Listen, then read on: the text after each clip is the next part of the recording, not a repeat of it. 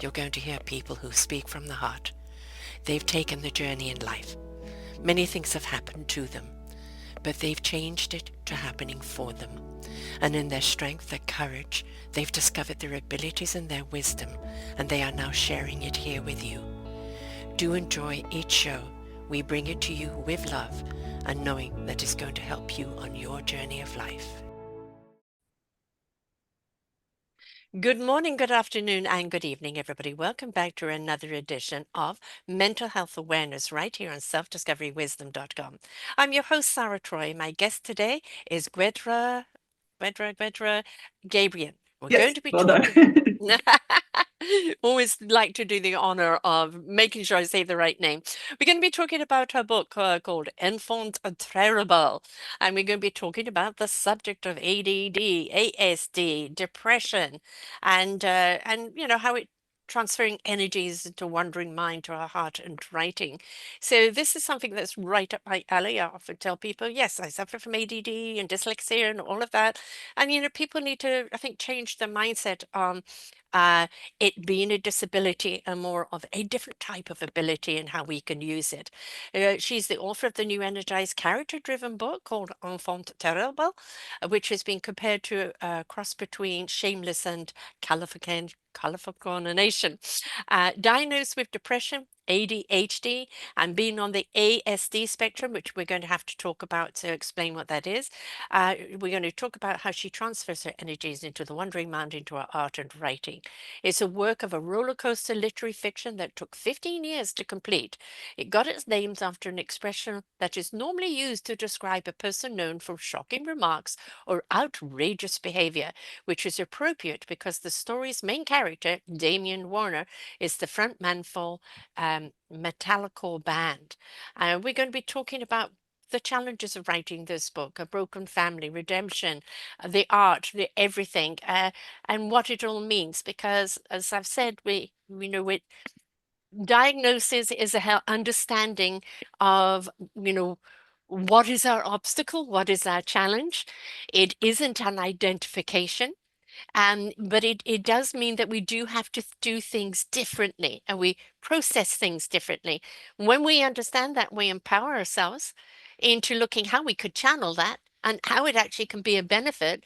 But I also think society needs to just look at us as differently abled and not disabled because we have something. So there's a lot of education needed out there, isn't there, love? Welcome to the show. Thank you so much for having me. So can we explain what the ASD spectrum is? So it's short for autism spectrum disorder, Right. Okay. which for me I prefer to think of it as a neurotype rather than a disorder. I Hmm. don't require too much accommodation with it, but it is a different way of uh, experiencing the world. And once I was able to put that filter over my life, it changed the Mm. view of everything in a useful way. So I'm Yeah. pleased to be able to share that. I think the common denominator between that autism, whatever spectrum it is, depression, um, you know, ADD or ADHD, is that it's all about focus and channeling and using our energies in the right place and also being careful of what energies we have around us because they can really have a shattering effect if they're the wrong energies. Mm-hmm. Yeah, I've definitely come to think of it as sort of the comparison of being the delicate, pointy Christmas ornament Mm. versus the wooden blocks. And like wooden blocks fit together nicely, they're fun to play with. You can sort of bash them against one another without too much repercussion. But if you do that with the delicate Christmas ornament, it's going to break. And just knowing to treat myself differently has been Yes. helpful in sort of insulating myself from experiences that other people are, oh, it's normal to, bash up against people a little bit emotionally, and it's not going to hurt you, but it'll hurt me. It's Yes. recognizing that. Recognizing our boundaries, Mm-hmm. right? The first thing is we've got to recognize our boundaries. What are they? You know, they're the parameters that we feel comfortable in. And outside of those parameters, we don't feel comfortable. And so it's the same with people that are coming in to our space. Do they Mhm. make us feel comfortable? And we do have the right to say, no, I don't feel comfortable. Yes. And to realize that just because it's normal for other people to feel Mm, comfortable in a situation, that you're not obligated to have the same level of comfort, and you're allowed to sort of uh, step back, not be there as long. Like for social engagements, I'll try and go for a little while, but I no longer feel awkward about being like, okay, I've been here for as long as I can handle it. I'm going to go now, but I had a lovely time. I don't feel like I have to stay to the end, or yes. so And no apology. right. Yeah. Right. And this, and I don't know about you, but the guilt of feeling that way, uh, and I think it's the important thing is that there is no shame, no blame, and no apology needed. It is what Mhm. it is. Please accept it or don't. But this is the world I live in. Right. Yeah. So And more and more, I think we're looking at people with ADD or autism or something, we're realizing that it is more widespread. But out of it, we also see some incredible creativity when people with these challenges are supported. And I think that's understanding is, I've interviewed so many people with autism. And one thing I've learned and really resonate with is they have a beautiful focus on something that allows them to create in a way of multidimensional that rather than just linear and flat, and they're very selective of the people they have around them, but very loyal and very tight in that energy, and selective on where they put themselves and on whom they have around them, which I think is something that we will need to learn. We've got into a world that we need the thousands of likes and the thousands of people around us to validate us. No, we just need a few people that see us, hear us, feel us, and that we can support each other. And then you will see everything blossom.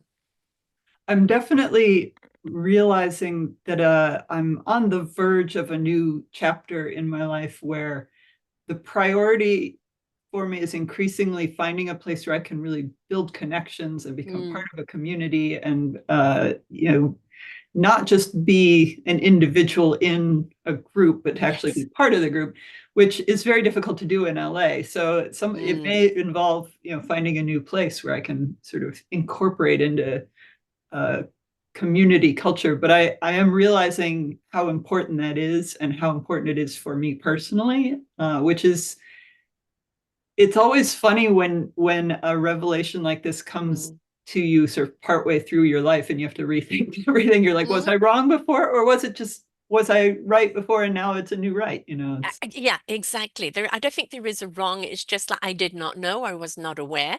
Now I'm aware. I've always got this motto: when you're aware, you care, and when you Mhm. care, you do something about it. And very often we're just not aware that, oh, that feeling I've always had that I took for granted is actually trying to tell me something.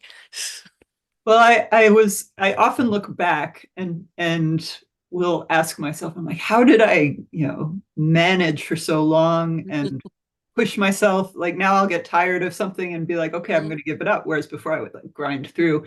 Like, how did I do that? And then I'm like, oh, I would then go into a depressive phase or an anxious yes. phase. Like that was it catching up with me Mm, because I wasn't self-regulating. So the awareness has been really helpful in that, but it does take a bit of a gear shift to be like, okay, mm, I'm not failing because I can't do it as much as I used to anymore. I'm planning better and yeah. avoiding these bigger pitfalls. So Hmm. Selecting more, which is important. Um, I moved about 6, 7 months ago to where I am now, and more balanced because 2 days a week I have my grandson. So I was working like 8 days a week, doing 8, 9 shows a week, and my life was just that, no other life around it. Now I work 3 days a week. Yes, I do have the admin that I put in at the other, but I have more balance.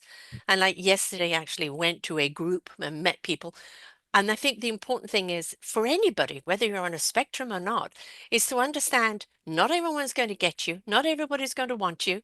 And that's okay because if you click with one person, that's all you had to do. yeah, exactly. And that I feel like that's a really important point that I'm internalizing right now as well, is that you don't have to impress everyone to Yes. impress someone, and you don't have to change the world to change the world. You can do a little thing that makes a difference, and it still makes a difference, even if, Yes. it's just picking up litter or, saying hi to someone and making eye contact, Hmm. So, I always say, we are the peace, we are the love, we are the solution, but we've mhm, got to be it to ourselves before we can bring it to others. And mhm. we as a society, human society, we've been taught to live an outside life and not an inside life.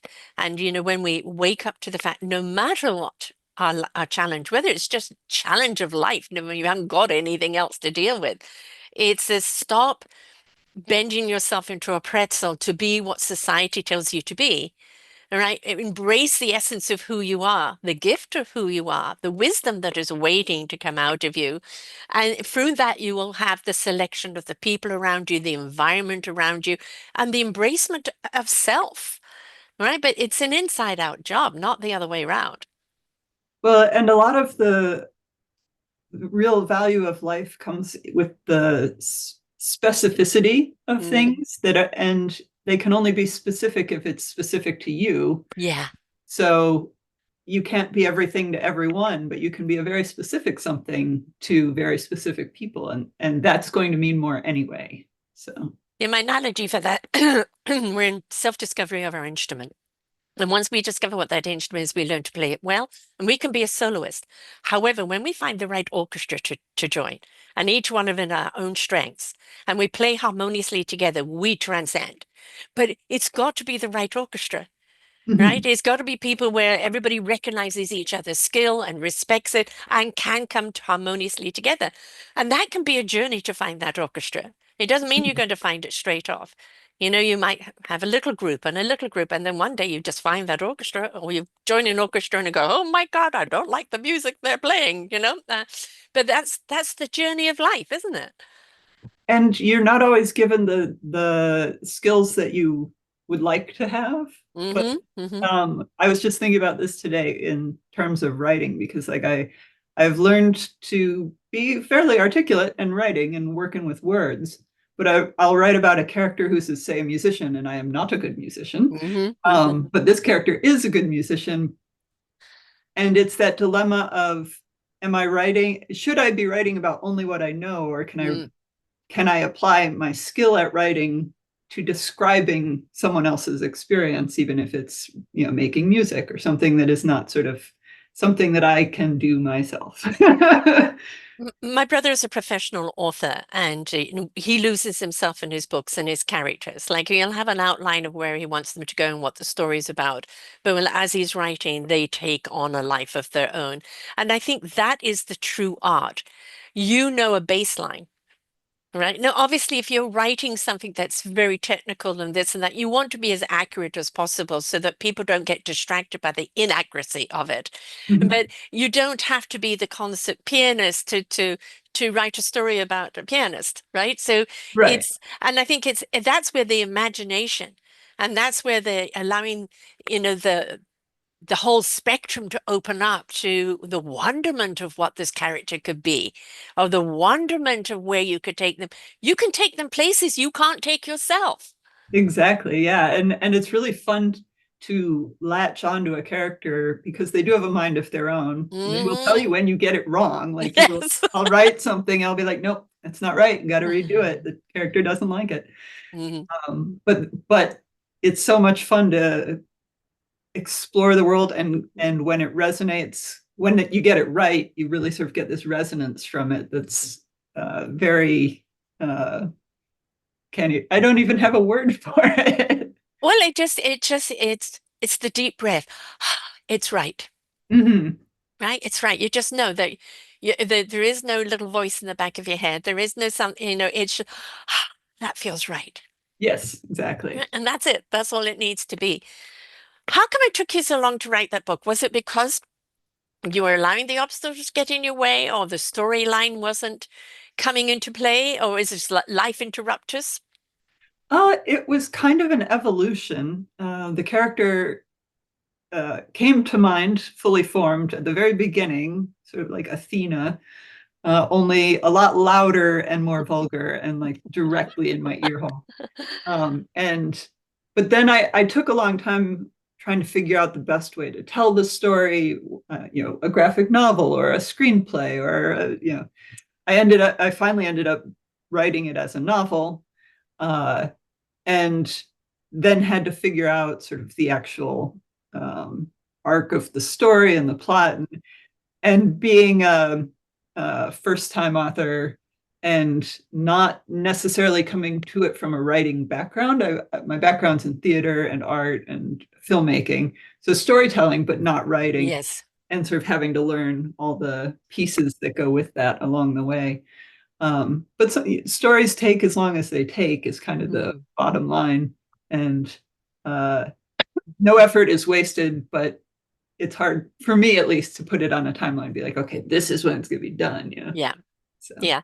And you I feel sorry for authors that, they get signed up for a 5 book deal and they've got to do it in so many years and they churn out 3 and then it's like, I just don't know what to write about. We need another book from you. How about just leave them alone? Let them go and experience life. I guarantee you the story will come to them, but stop forcing it. well, Right? and So, so many times when I've gotten hooked up on something where I'm like, I don't know how to make this scene work, I will have to have, I will discover when I do finally get it to work, it's because I've experienced something in yeah. my life that has applied to it. And because I hadn't lived it yet, I couldn't write it yet. So, Yes. I remember my brother writing a character into a pit and he couldn't get himself out. And he went into the youth genre for a while and there was always a dog. He's always got dogs in his book because he's a dog lover. Even in space, he had a kind of robotic-y nice. type dog, right? But it's like I've got the characters into this precarious, but what about the dog? How do I get the dog through this? And it's like, you can't kill the dog off because you've just killed the story if you have, Nope, you will right? lose the audience. Yeah, exactly. So it's always his trouble of how do I get the dog through this? And that he would always do his research around his books of where and when and the essence of it. That was the baseline. Right? So the baseline of the story, the baseline of where, the baseline of the characters, but then allowed. And I think that's what you're talking about, allowing. And as Mhm. you get an experience, oh, I can incorporate that. And and Exactly. Yeah. and and that's when it's right. So again, don't force it. Allow it to happen. And when it does, it will flow from you. Hmm. And it really has helped me to embody an experience. So if I'm trying to write an emotional experience for a character, if I've experienced it myself through my own body, I know what the feeling of it should Yeah. be for the character. So, Yes. Yeah. And coming from your background, as you said, you're already in the arts but it's a different format and you can't just kind of you've already got the artistic ability to see things where other people can't see. But yes, mm, it's a different art form, right? So, I think for a lot of people, it's just get it down and whatever comes out. The mhm. refinement of it can happen later, right? Yeah, I had this idea a couple of weeks ago. I'm going to take a little side trip here. I Hmm. went to Goodwill. I was looking for costume pieces for a Halloween costume, and I was looking for little slippers with curly toes, like Moroccan slippers. And I found one. It was perfect, and I wanted the other one and could not find it. Like I had to pry it out of my hand and leave it behind because I couldn't find the other. One wasn't going to do it. So I found sort of the next best thing, and a pair. They matched. They got the gist across, Hmm. but they weren't perfect. And I went home and sort of taught myself the lesson that wholly adequate is going to be more valuable than half of perfect. That like half of perfect isn't going to do you any good if you only have one shoe. You need both shoes, even if they're not quite as perfect. So, Right. And part of that actually is the ADD of, wanting getting fixated hmm on something. And it's like, it's got to be, it's got to be, it's got to be. And it's like, no, take the breath. No, it doesn't, right? It doesn't. You fixated on it, but let's let the fixation go and understand you can make that work just as well. But you yep. can't see that if you're fixated on this. hmm It's so hard to let go. Yeah. Because actually you find yourself going, but what if? You And, know, and why not? Why yeah. can't I just have the other shoe? You know? I mean, I've got a stupid thing that keeps popping up in my mind, going back to the 70s, where I didn't have much money and I tried on a dress and there was a wonderful coat and it was a choice, dress or coat, dress or coat. I couldn't get both. I ended up with the dress and I mourned the coat. Mhm. And it's Yep. like, people, what are you talking about?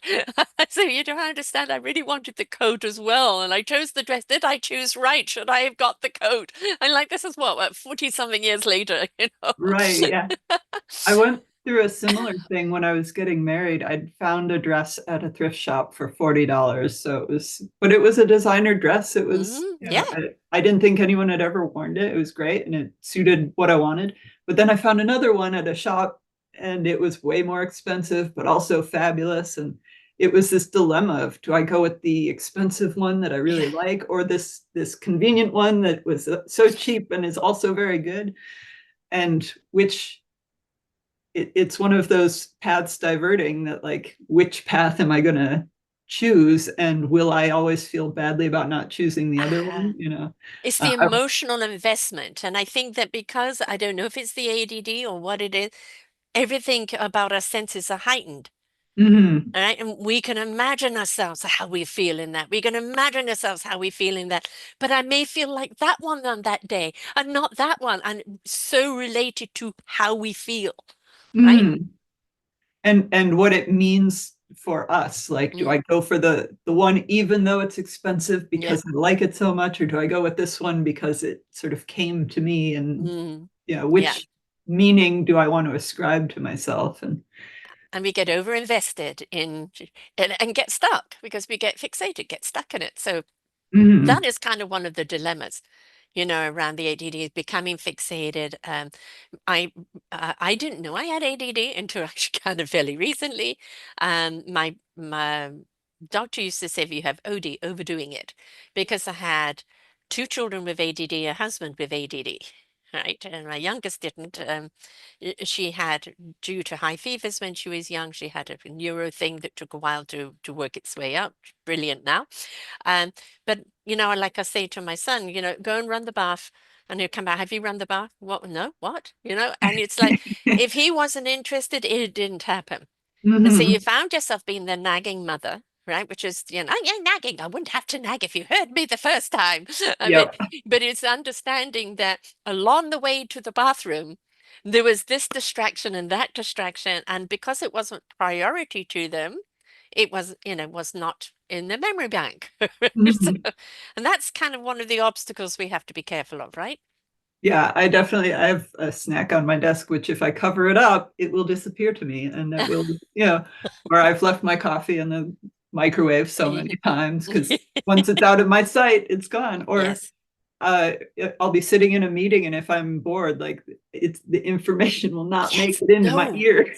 I know. No, I used to think, God, what is wrong with you?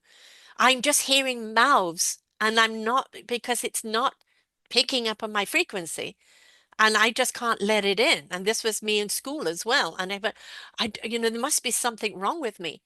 You know, I can't learn. And I realized that when I was engaged, I was a sponge. When I wasn't engaged, there was nothing out there. Yeah.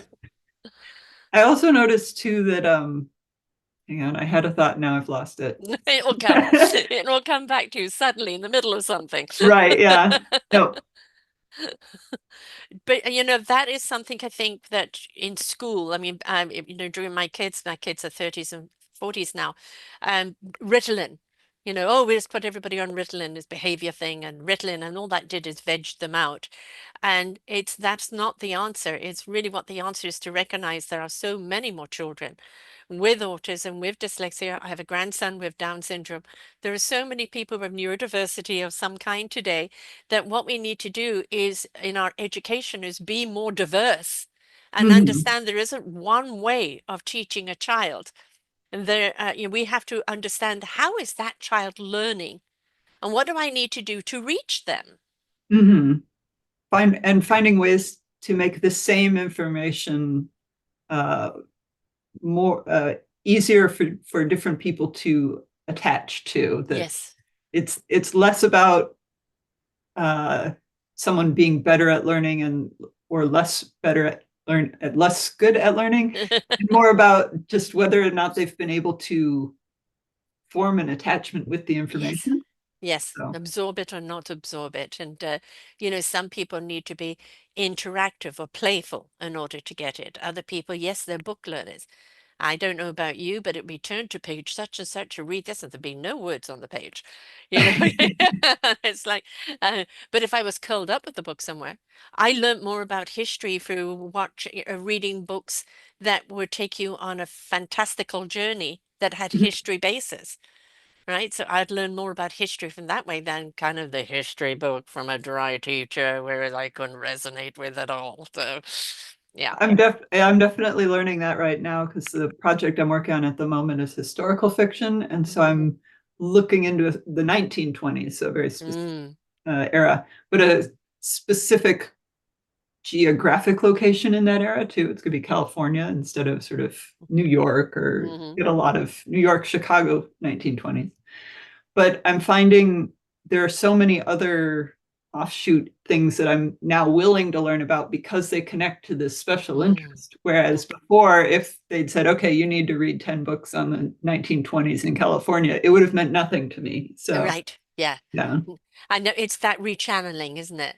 Mm-hmm. Right. And it's now, oh, it's become of interest. I can incorporate this into this dish, So, being inquisitive because your focus has changed.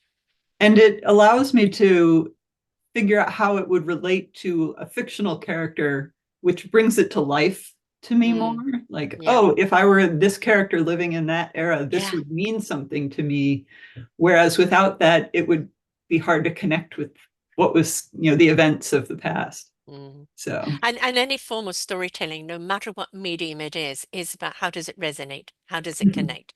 People want to see a resemblance of them in it, even if mhm, it's just a fantastical side of them, you know, uh, but something that they relate to. And if the character doesn't have any relatability, if they don't feel real, then right. they're just going to disappear off the screen. And they don't have to be likable to be Yes, relatable. yes, That's yes. always We love a good villain. right. Yeah. Or even a scoundrel. Like we love Yes. following characters that are a bit obnoxious. So, Right, because it can is that little side of us that wants to be obnoxious ourselves. We can't be, so we vicariously live through through them. exactly. Yeah. Yeah. I mean, this is the beauty of ADD is that creativity of being able to see things, sometimes in multiple visions, but Mhm. it's how do you relate what you're seeing in a picture that others will comprehend? Mhm. Yeah, and with ADD and with the ASD, I find I have to work through like relationships and interactions and so on manually. Where I have to figure out exactly how it's working mechanically, which I think helps with the writing because then I can have characters follow Mm, those same mechanics. In theater that you learn it in acting, you're like, what is the mm, character trying to accomplish? What's their obstacle? You always hear actors, what is my objective? yeah. But that's sort of what I have to do in real life, and then being able to apply it to writing fiction, which I feel like valuable is a valuable lens to be able to look through, but also makes me realize why interactions are so much work for me because I Mm. have to sort of figure out, I have to do all this mental work that uh, many people, I believe, don't have to consider. It just sort of works for them. So, Or works for them on a maybe shallow level. And we are people that really love multiple layers. And mm, perhaps we like more layers than most people do. And so that kind of complicates things because mhm. we're looking, yeah, but what if and this and build that and that and then that and then that and then that's our picture. That's what we see where other people just see that and they're quite content with it. And we're not content until we see that. Right. Or they're able to intuit how it works and they don't need to know all the Yeah, factors going in. Whereas I'll be like, but why does it work like that? And yeah, I have some of the variables to be able to figure it out. So yeah. relationships are especially bad like that. Yes, yes, definitely. Two questions I want to ask you, but one first is on the vibrational. How much does the frequency, the energy of the people around you or the situation around you govern your choices or govern your reaction? Uh, my when you say my reaction, like what are you Interactions, perhaps. interaction? Um, I'm definitely it's a little hard to say because I do find myself drawn to some people Mm, and not drawn to others, but it's a little hard to generalize what the draw or not draw is. I'm very sensitive to when people are unkind and mm, false. Like mm, if I can mhm, tell they're pandering or always kind of talking down, or I mhm, will sort of keep them at a longer distance. Uh, Beyond that, I'm not sure I have a good answer, but I do try and seek out people who are um, of sort good of vibrations. like-minded and Yeah, uh, um, dedicated to getting along and finding ways to communicate and ways to move forward and constructive. That's the word I'm yeah. looking for. So, When does the depression raise its head for you? um, I'm interested to touch wood. I haven't had a depressive episode now in 5 years. Excellent. Yeah. Yeah, So excellent. like that was about the time when I got the diagnosis. So I'm Mm, hopeful that I can avoid them in the future. hmm I was finding that I was going into depressive phases when I felt like I should have been at a different mm, place in my life than I was, and I was unable to quite figure out how to get there. mm, So, or unable to figure out why uh, things that were easy for other people weren't easy for me. And again, having the lens to sort of review mm, my life through has really helped with that and helped me to be more forgiving, be like, okay, it's just not right for me to be that way, and yeah. that's okay. So, That forgiving of yourself, of why don't I comprehend it the way other people do? Oh, that's because this is my challenge. mhm, But it's not a challenge to beat, it's a challenge to work with and manage. Right? exactly. It's all about management. And, having a diagnosis, what happens with some people, they get a cancer diagnosis, they become the cancer. Mhm, Right. And this isn't like becoming the HD or ADD or anything else. This is our obstacle. This is explains why we have difficulty. Me with forms, with dyslexia, and sometimes even talking to people, I might reverse words. I go Yoda, I go on people. And it all depends on my fatigue level or my stress level. It will mhm. come out more on that. And you kind of, oh, okay, all right, that's happening more. I need to pay more attention to that. But I think for us, it's a compass of understanding this is the way we think, this is the way we feel, this is the way we do, and that's okay. Now you actually understand why. You could stop beating yourself up. One example for me that I've noticed is that I always thought I was good at managing time, but what I was really good at was always being hyper aware of time. And it's a Mm. lot of effort. And so I've set my work laptop to speak the hour and half hour now. And it drives everyone on Zoom crazy because suddenly this voice will come on and be like, it's 4 o'clock. Like that's for me, guys. You don't need to worry about it. But that helps relieve sort of this mental burden of always having to be aware of the clock so that I can think about other things. Whereas before, I just always had to keep that part of my mind focused on time, or I would not know when to be somewhere, or I would spend so much Mm. time worrying about getting there on time that I wouldn't be able to do anything until I got there. It's sort of things like that. I have to tell my daughter about that because she has OCD along with ADD. And like, she's one of her biggest obstacles is like she knows she's got to be somewhere. Mm-hmm. Right. And she's got to be out of the door, but she gets distracted by all the other things that she needs to do. And then suddenly time is upon her and it's panic.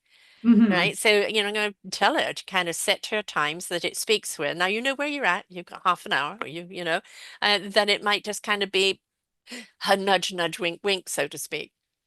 Right. Yeah. And then that's, I go through phases where I'm like, okay, I know I have 15 minutes to do this. I'll set myself a timer. Yeah. Or I'll be like, I can just let myself take as much time as I want. I Yeah. don't need to worry about the clock right now. And then I can completely divorce myself from the clock and do with the creative stuff. I feel like I need longer Yeah. Yeah. windows because I don't know how long it'll take. So, So you're not letting time be, your nemesis. You're letting time, be part of your management, part of your friend. It's like somebody, hey, are you aware? That type of thing, rather than, where's the time? Have I got the time? It's like just a friendly reminder, you right. know? Yeah. We have all these devices now, or I grew up with a cuckoo clock, which would go off every quarter of an hour. I have to wonder whether that Has was something to one do of with the it. ways I did it as a kid, that like I could just hear the cuckoo clock and know I had 15 more minutes or whatever. So, Yeah, um, the enfant terrible, when we look at children that have this diagnosis or don't have the diagnosis yet, but we look at them and we go, oh, that child is so badly behaved, bad parenting, right? And mhm, it isn't. It's just again that they have something they haven't yet managed. Because we don't know what it is. Yes, it's a label. I'm not into labels. I don't want to be called anything. Just understand it's identifying a part of you. That mhm. now, in knowing that, you know what things you need to put in place, that you're managing it and it's not managing you. Exactly. Yeah, it's not living your life for you. Yeah. Yeah, the character in the Infant Terrible books is he does go through a diagnosis. It's not ASD or Ah. ADHD, but I won't give it away. But Ooh. it does cause him to realize the turmoil that he's been going through is his condition living him instead of the other way around, which I feel like a lot of us have to learn the hard way, Mm, by having depressive episodes or going through anxiety, or in the case of the character, um, addiction issues, things like that, hmm where you're just trying to manage something without knowing what the source is, and then mm, once you have a way to um, get down to the source, it frees a lot of the reaction to it. So another thing that I don't know if you get this with the ADHD is rejection sensitive dysphoria, like where you perceive it's not even a real rejection, you Yes, perceive yes, a rejection, and yes. it's this huge emotion. Oh, I know. Like that's what sent me into my last depressive tail, Mhm, was sort of perceived rejection. And I'm because I'm aware of it now, I will feel sort of a big reaction coming on and be able to say, okay, this was the thing that I felt rejected about. I'm having this big, I want, it doesn't stop you from having the big emotion, unfortunately, but at least I'm like, okay, I know why I'm having it. We'll just yeah, find it out. It'll be over. It's okay. And then I can let it go. That's much more helpful than sort of it just taking over. So, yeah. And I'm an empath as well. And so a vibrational empath, so I pick up energies. And so if there's an energy that's negative, and it might not be even towards me, I immediately, it must be me, and I also know that my kind of energy and my kind of beingness is not for everybody. mhm. And then I am going to freak certain people out because of the way I am. And I think that's something that you don't want to be different. You would love to fit in the same as everybody, but you're not the same as everybody. You are different, and just embrace who you are. And those that get you, and those that don't take it personally. Yeah, there's there's definitely a struggle with wanting to please people Oh, and fit in, and the uh, sort of strong emotional upset that comes when I feel like I've let someone down, even if yes, it's very minor. Even if they're like, "Oh, that wasn't what I wanted." I'm like, "No, I have failed." It's hard not yes. to go Take it all the way with personally. Yeah. that. And you feel so responsible for everybody else's, reaction and Mhm. emotion. And it's really kind of their emotion is up to them. It's not us, and that's something we need to let go of. But, you really want to kind of make sure they're okay, even if it makes us unokay.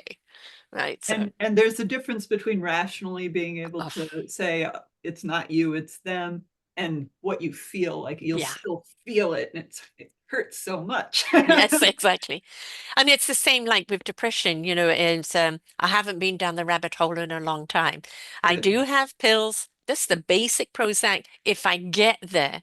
Mm-hmm. Uh, but most of the time it's like I get into the music. And music has a way, certain frequencies of recalibrating you. And Mm-hmm. I get lost in that and it rebalances me. It's taking myself out of where I'm at and putting myself somewhere that I know is soothing.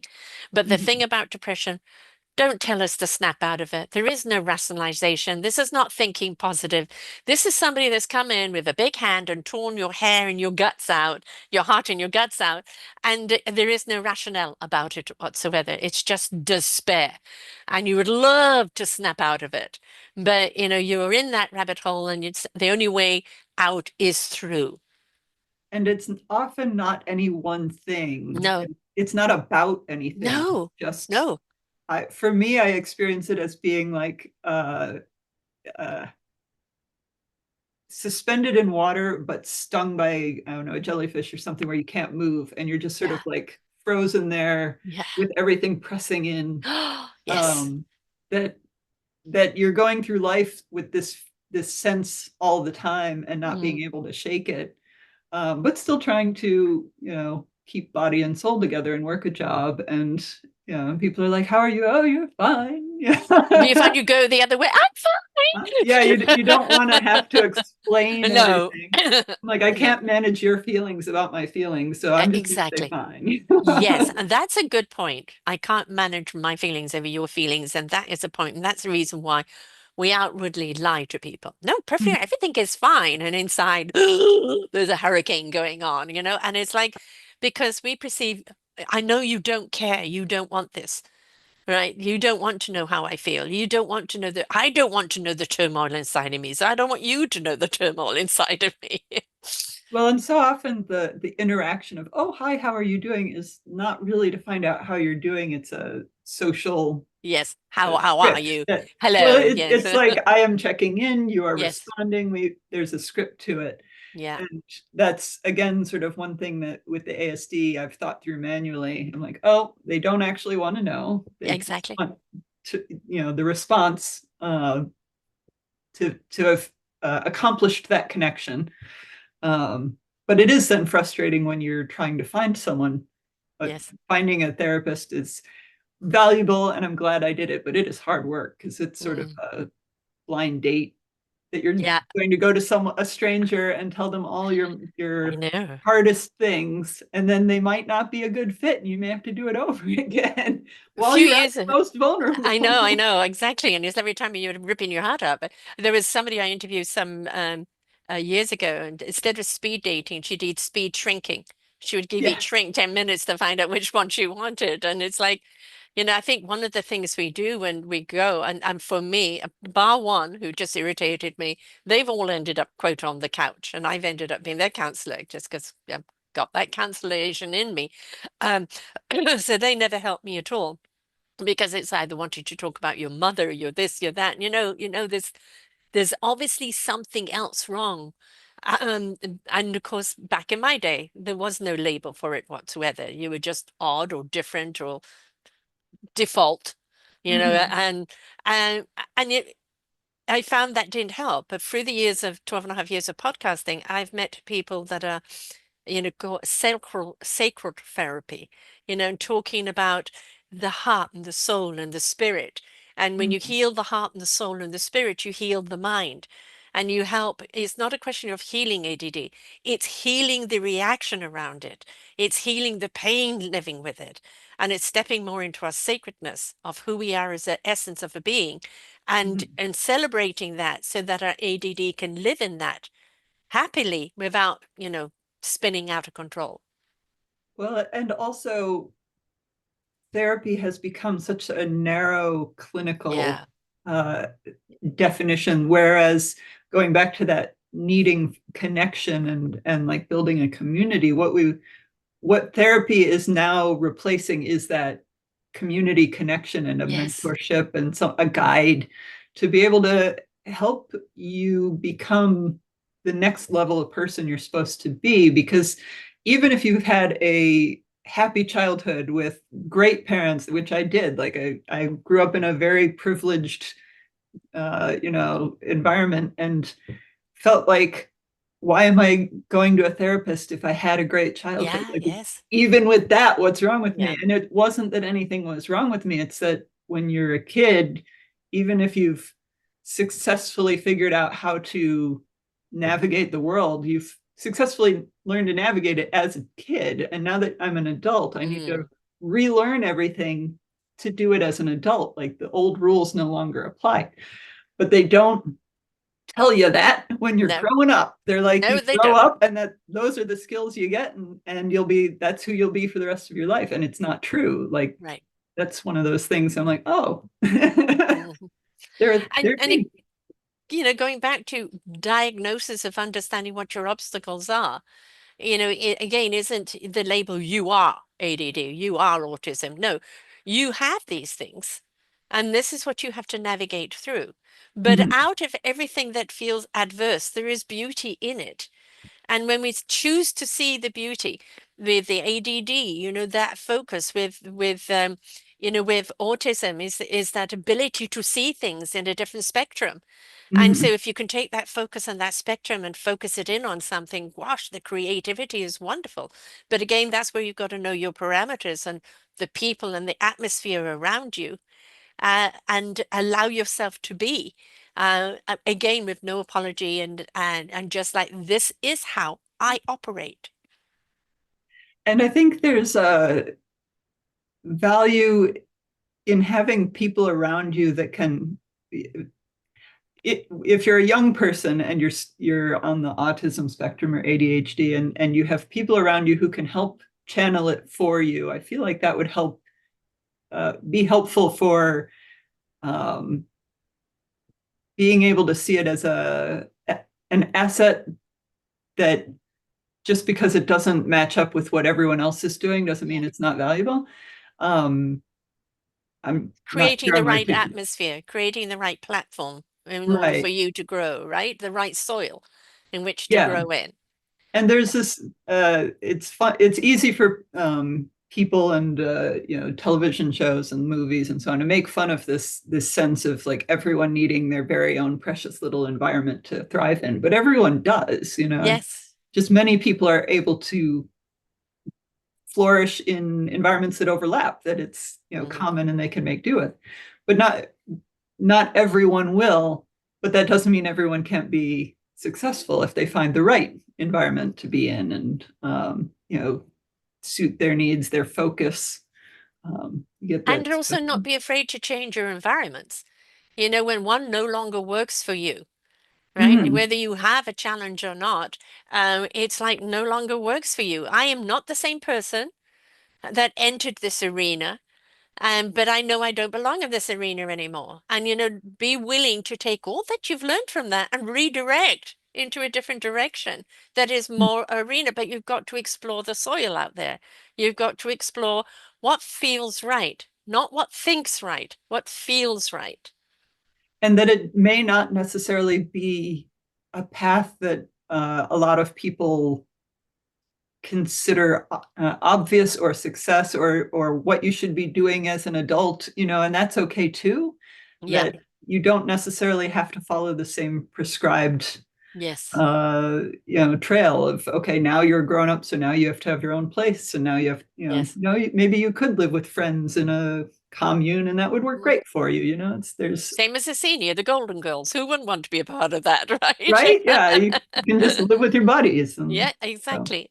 And I think, a lot of it is what people are realizing. It's not about the masses. It is about your vibe tribe. And Mhm. whether, no matter what and let's face it, every single person has obstacles today. Whether they have, got these external challenges or not, or internal challenges, we've all got it because society is constantly demanding of us this, that, etc. So the moment you think, oh, I'm fitting into society and doing everything society has dictated, it goes and changes the game on you. And I think it's stop trying to fit in. Be comfortable with who you are, why you are, what you are, what it is you're contributing. Those that feel you and see you will congregate towards you, right? So it's not, we don't have to buy likes, we don't have to buy people. I don't believe in comparison or competition when it comes to people. I believe in collaboration and cohesiveness. And I Hmm. think that the more we embrace who we are and why we are and stand tall. You know, I've got this beautiful word I was introduced to a few years ago called flawsome. Mm. And I think when you're flaws and you're awesome with it, it's like the Japanese taking a bowl and putting it together with gold. I say, you know, every single one of us is going to break and crack along the way. That's life experience. Put yourself back together with self-love. Hmm. Now that flawsomeness that's put together, I own my cracks and my flaws and my quirks and my idiosyncrasies. That's what makes me who I am. I'm no longer apologizing. If it isn't for you, love you, goodbye. If you Hmm. can see and feel me and I'm not too much for you, you're welcome into my embrace. But Yes, this is who I am in my flawsomeness. that's a great word. I wrote it down. Yeah, it is a lovely word. And just the whole metaphor of putting yourself back together. I'm the one that said put yourself back together with love because they put you back together with gold. Gold can be melted down. Love, once it's true and honest, is solid and sealed. So Hmm.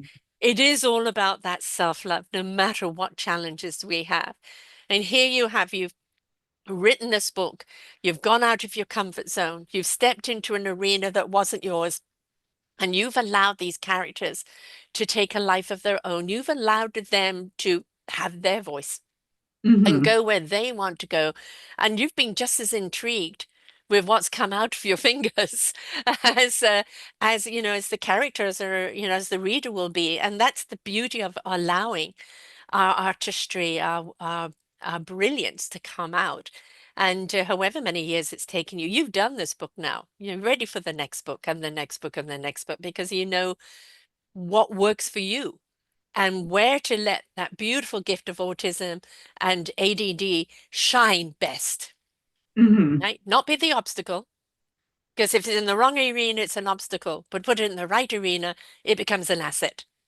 Well, and one thing, especially in writing this book with such a flawed protagonist, he's the front man for a band and he's spiraling out of control. And in this book, he's awful to everyone, but in a fun way. But by the end, realizing, him coming to realize where his issues are in writing it and having such a flawed character and loving him so much while writing and throughout it, Mm, and hopefully when people read it that they'll fall in love with him and his flaws too. That's where I realize how forgiving I can be to myself, mm. because the flaws are what's making the story Yes, interesting and the character yes. resonate, and that's where the value of it really is. So uh, that doesn't make it more comfortable to go through, No. but yeah, whenever something awful is happening, I'm like, well, it'll be a great story. Exactly, exactly. And you know, back in the day, if anybody had a flaw, they suddenly disappeared from the public picture. You Hmm. know, now we see stars that are way up there, the height of their careers, talking about depression, talking about ADD, talking about autism, talking about that, and owning it. I have it.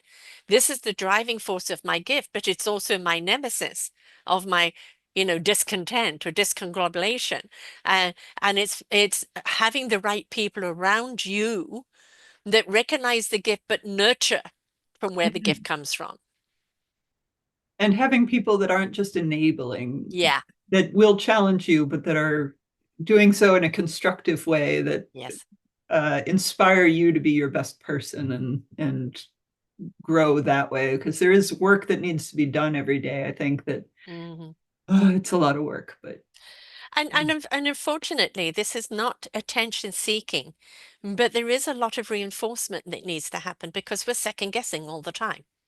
Am mhm, I enough? Is this enough? Should I go down this road? Because that's part of the kind of condition that makes you do so.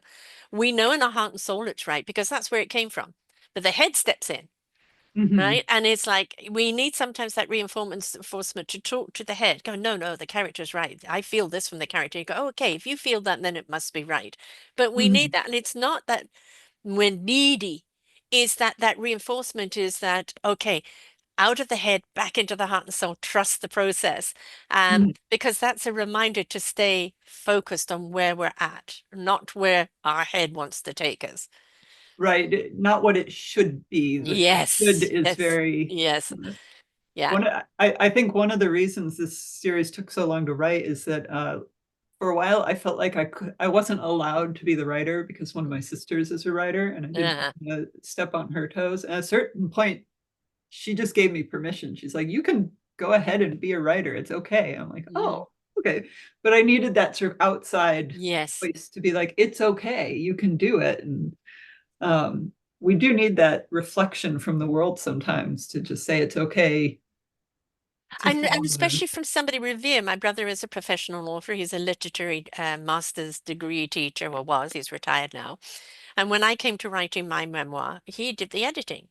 And I Mhm. was expecting him to come back with this, that, etc., because he's very picky. And my grammar is terrible. My spelling is terrible. With dyslexia, I'm going to reverse things, right? So thank God for chat ADT. I can give it and it'll put it in the right context there. Um, but I was actually kind of really kind of warm-hearted to the fact that he would speak to something when he wasn't condemning it, and Mhm. because he's obviously this is his profession, right? And yeah, I've written the book. It's done. It's out. It's gone. Because people ask for it, it's there. I'm no longer attached to it. But from here, from your book, has it opened up? I want to do another book on this character, or I want to take some other characters and tell their story. Yes. The original idea was that there's the family that he's estranged from his family in the beginning and comes to terms with them throughout the books. My original concept was that there would be books from the different family members' points of view of what they're going through as well. Ah, But yeah, when I finished it was originally supposed to be one book. It turned into three. I'm like, excellent. maybe I should work on something else for a little while and prove I can write about something besides this family and then go back. But I would love to go back and write more. Mhm. So But I love that because what you're doing is, I'm a true colors coach, focus personality traits is that we're not just one trait. We have a dominant trait and we have the other traits that might be lesser. But it's the same when we look at a family. Everybody is kind of a different personality trait. And when we mhm, see it from their perspective, we have a better understanding. And it's like, no, they don't hate you or they're not out to get you. They just don't understand, or this is the way they see it and you don't understand how they see it. And the more that we're willing to see things from different perspectives, the rounder the picture and the mhm. less the animosity. And the more you can see the context and Yeah, understand where everyone's coming from. So yes. yeah.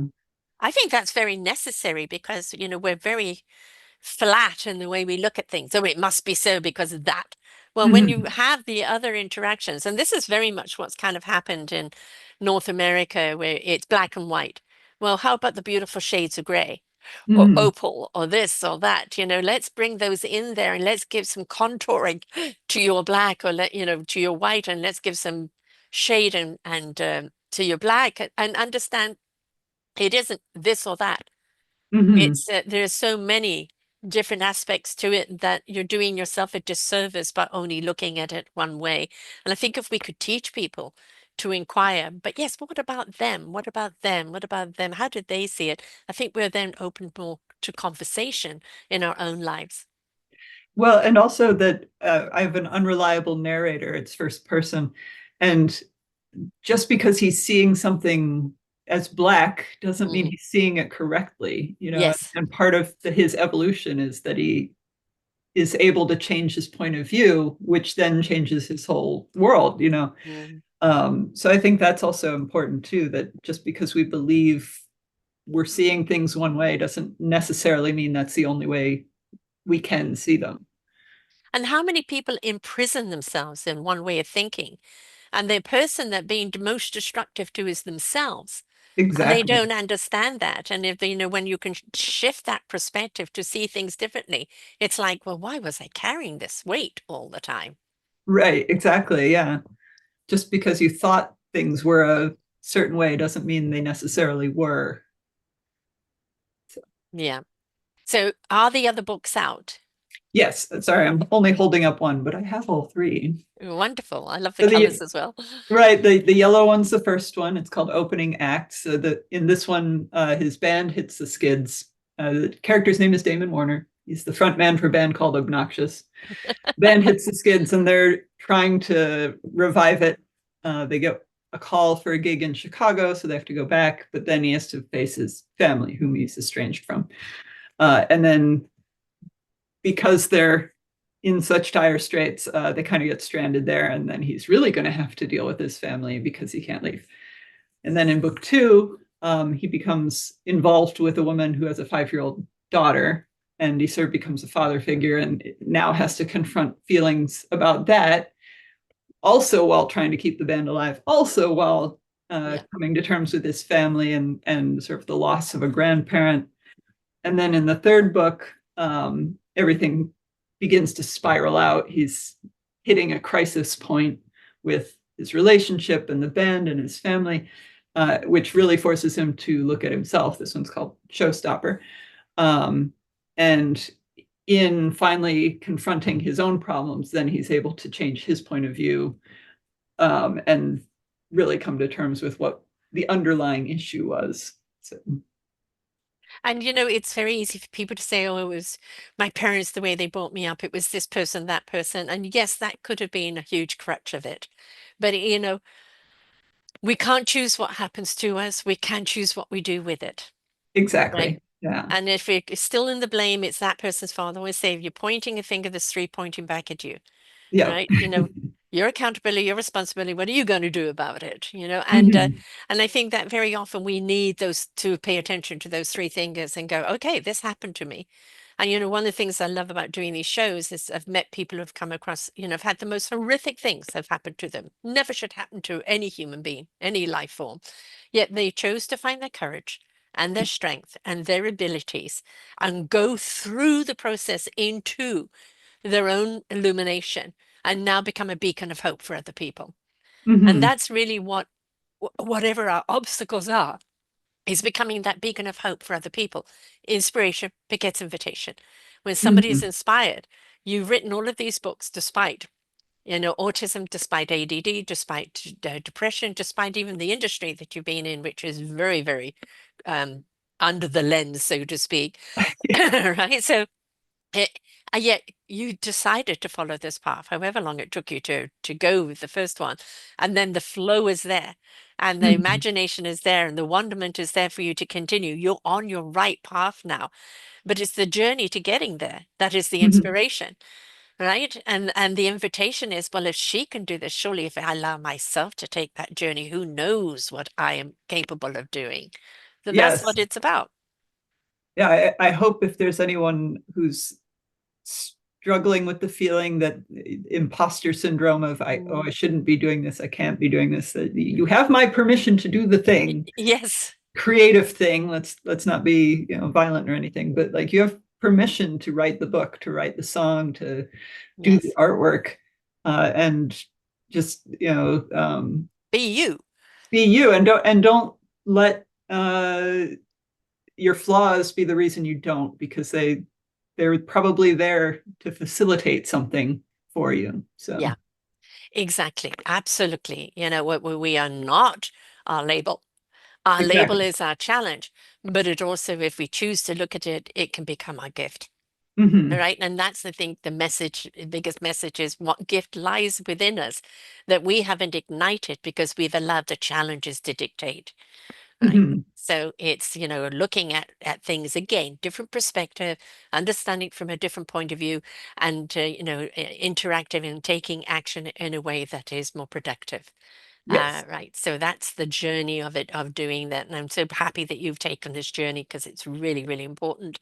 So, you know, the book is about the character, but it's about the character's journey and how many people can relate to that, whether in a band or whether it's just a person battling, you know, with their own life, trying to keep things together, meeting somebody with a child. My son has just married somebody with a daughter.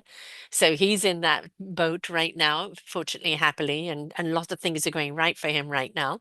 But he had a lot of things that went wrong before they went right.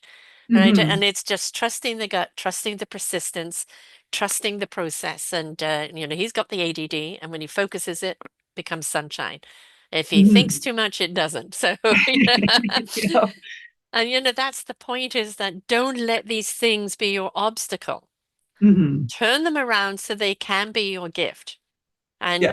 And don't let other people tell you you're less than because of these. Understand and let them know. No, this is a gift and this is how I use it. And let Hmm. them see these obstacles as something different and not, a disability, but just differently abled. Yes. Just because you're not a good wooden block doesn't mean Yeah, you're not a good Christmas ornament. Mhm. exactly, exactly, exactly. So, where do people get the books? Where do people find you? And what's your social media? All right. Well, the books are available on Amazon, Barnes and Noble, all the online booksellers. They're in ebook and paperback and hardcover. Um, the best way to find me is through my website, which is gwydhar.com, but that's Gwydhar.com. It's not spelled the way it's pronounced. And then Is that Welsh? it's a nickname, actually. It means girl with the red hair.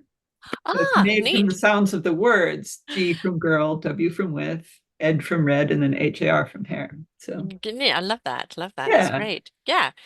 And you're on Facebook as well. I So am on people, Facebook. Yeah. So, and this is a great place to, click with her on Facebook, follow the book launches and this and that, but like read the book and speak to her about what it did for you.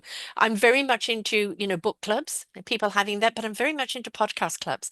Listen to a podcast and then come together and each person share what they got out of it. Because again, it's a different perspective, a different point of view, and now you have a rounder picture. Everybody's more enlightened because of it. And that's what's so important. But it's not just read and put down, that was a nice story. Talk about it. Talk mhm. about it because there's some relatability. If it's not with you, it's somebody you know.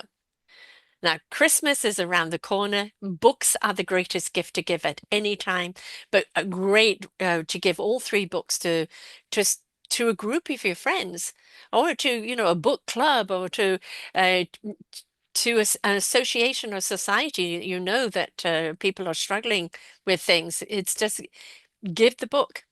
Book is something that keeps on giving, and it's so important to have. I have another genre called an author's kiss, but I chose this one because it is around mental health um, eh, and mental health awareness. That's the thing. The awareness is that it does not make you less than. Exactly. It's Yeah. just purely makes you more courageous to deal with the challenges you have and be more than. So Just have embrace to that. deal with it differently. Exactly.